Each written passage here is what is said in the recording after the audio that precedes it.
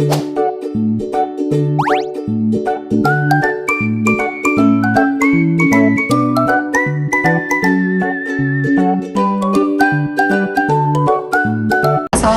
warahmatullahi wabarakatuh. Kami dari kelompok 2 akan membuat video pemanfaatan ramuan herbal jeruk nipis dengan garam sebagai terapi komplementer batuk.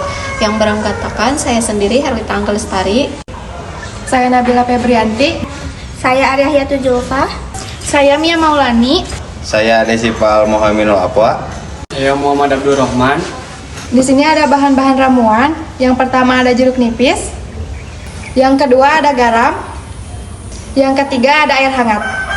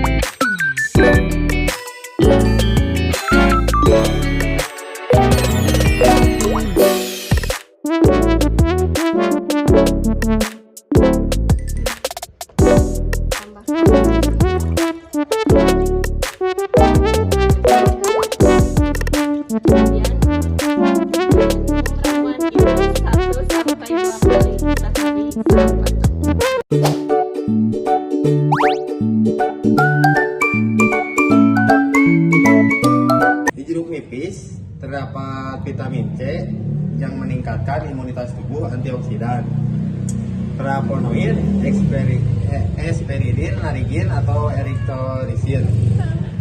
Selanjutnya ada minyak astiri yang memberikan efek antiseptik, ekspektoran yang membantu mengeluarkan dahak, dan asam sitrat yang membantu mengencerkan dahak, memberi efek segar pada tenggorokan.